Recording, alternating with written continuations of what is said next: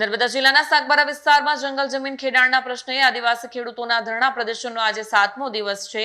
ભારે વરસાદ વચ્ચે પણ આદિવાસીઓએ હિંસક ધરણા ચાલુ રાખ્યા છે। નર્મદા જિલ્લાના સાગબારા વિસ્તારમાં જંગલ જમીન ખેડાણના પ્રશ્ને આદિવાસી ખેડૂતોના ધરણા પ્રદર્શનનો આજે 7મો દિવસ છે। ભારે વરસાદ વચ્ચે પણ આદિવાસીઓએ હિંસક ધરણા ચાલુ રાખ્યા છે।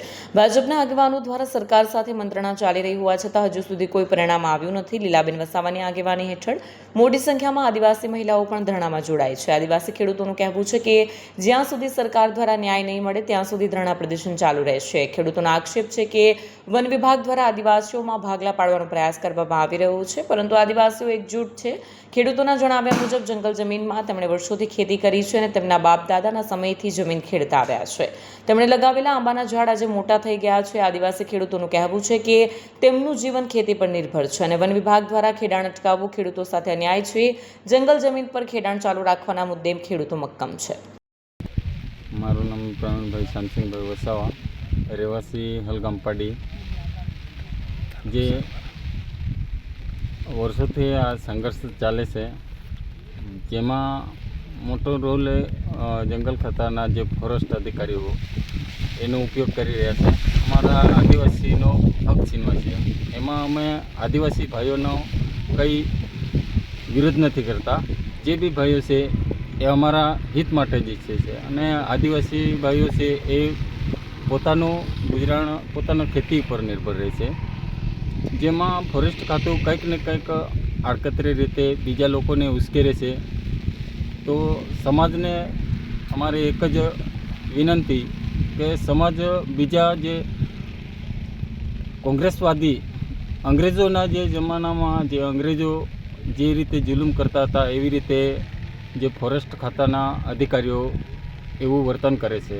આદિવાસી સમાજને અમારે છૂટું પાડવાનું કામ કરી રહ્યા છે ફોરેસ્ટ વિભાગના અધિકારીઓ। તો અમારે આદિવાસી સમાજ છૂટો નથી પડવો, પરંતુ ગયા સમયે બી આવી જ રીતે એ લોકો વર્તન કરતા હતા કે જે જંગલ જમીનમાં જે લોકો ખેડાણ કરીને પોતાનું જીવન નિર્વાહ કરે છે એ લોકોને કઈ રીતે ભાગલા પાડવા, એવી કૂટનીતિ ધરાવીને આ લોકો પોતાનું ફોરેસ્ટ વિભાગને અસ્તિત્વ બચાવવા માટે આ કૃત્ય કરી રહ્યા છે। પણ સમાજને અમારે આ મેસેજ પહોંચાડવો છે કે અમે આદિવાસી સમાજ એક છે, એક રહીશું। આમાં બધા સમાજને અમે એક માનીને અમે ચાલીએ છીએ। ગાંધી ચિંધ્યા માર્ગે અમે 7 દિવસ અહીંયા ધરણા પર બેઠા છે। મારું નામ દશરથભાઈ વસાવા, હલગામપાડીનો રહેવાસી છું અને હું જાણું છું ત્યાં સુધી મારો વિડીયો બનાવું છું। જ્યારે હું નાનો હતો ત્યારે મારો પપ્પા રજમદર હતો અને 27 વર્ષે મારા પપ્પાએ જંગલ ખાતામાં રજમદારી નોકરી કરી। ત્યારે સિંઘા સાહેબને મંજી સાહેબને એ લોકો ફોરેસ્ટર હતા, ત્યારથી અમે જમીન ખેડતા હતા। આજે મારી ઉંમર 50 વર્ષની થઈ ગઈ છે, તે છતાં અમારો 2005માં અમે કાયદો અમલ કર્યો। દિલ્હી જઈને અમે કાયદો બનાવ્યો અને કાયદો બનાવીને છતાં અમે સરકાર પાસે દવા રજૂ કર્યા છે, તે છતાં અમને જમીન ખેડવા નહીં આપતા।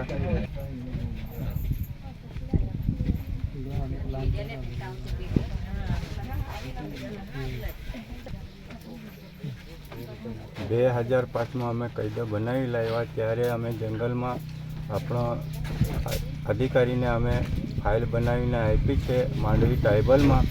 તે છતાં ટ્રાઇબલવાળા કહે છે કે તમારો દાવેદાર હક દાવા મળે એવા છે, તે છતાં અમને જંગલ ખાતા ખેડવા નહીં દેતા અને અમને રોકટોક કરે છે। અને જે બનાવ બન્યો છે છોકરીના બાબતમાં, એ લોકો વડગામની અંદર બનાવ બન્યો છે, એ અમે સાગબારાવાળા કોઈ જાણતા નથી। નહીં અમારો હલગામપાડીમાં બન્યો છે, નહીં ખોપી વિસ્તારમાં બન્યો છે। એ જીવણભાઈ અમને કહે છે કે સાગબારા વાળા તમે નીકળી જાઓ, એવી રીતે અમને બોલે છે, પણ અમે એ ઘર્ષણ નહીં કર્યો, એ બનાવ અમે નહીં બનાવ્યો। અને જે એ બનાવ બન્યો એ લોકો પેલા ગોવાડે હતો, એ લોકો ઢોર ચારવા માટે વડગામને લોકો લાવેલા અને એ ગવાડિયાને એવું છોકરી સાથે એવો કિસ્સો કર્યો અને શાકબારાવાળાને એવું કહે છે કે તમે કર્યું છે. અમે નહીં કર્યું. અને 2007માં મને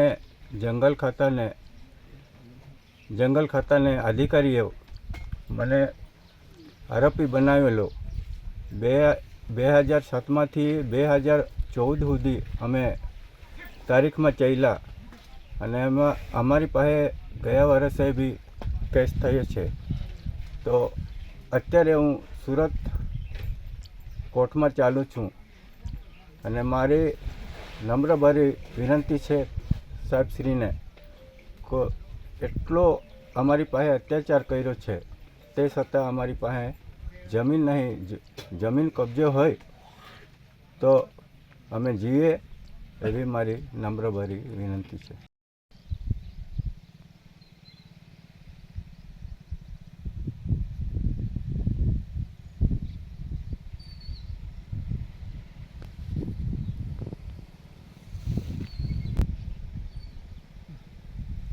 મારું નામ સુરેશભાઈ જાગુભાઈ વસાવા, ગામ ખોપીના રહેવાસી છું અને અમે અહીંયા વર્ષોથી ખેતી કરતા છે. મારા પાછળ તમે આ આંબા તમે જોઈ શકો છો.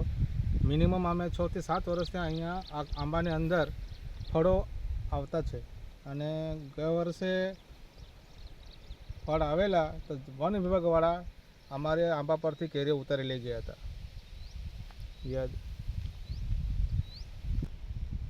અને અમારા આંબાને એક્ઝેક્ટ પછાડીના સાઈડે અમે આંબાના કલમો રોપેલી છે. તે મિનિમમ 70 થી 80 છે અને એના ખેતરના છેડા પર મવડાના ઝાડ 6 થી 7 મવડાના ઝાડના રોપા અમે રોપેલા છે.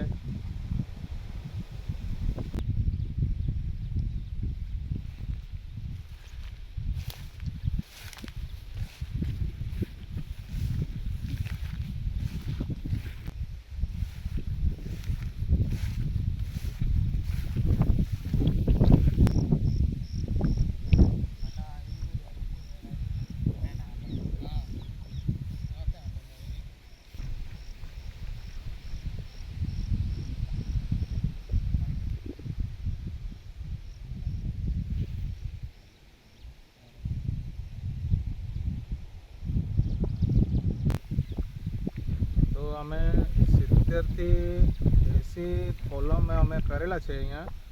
તો આપ સૌ જનતાને જણાવવાનું છે મીડિયાની માધ્યમથી. આ તમે જોઈ શકો છો મારા પછાડી, મારા આજુબાજુમાં આ કોલમ જેટલી કરેલી છે આ તમે જોઈ શકો છો.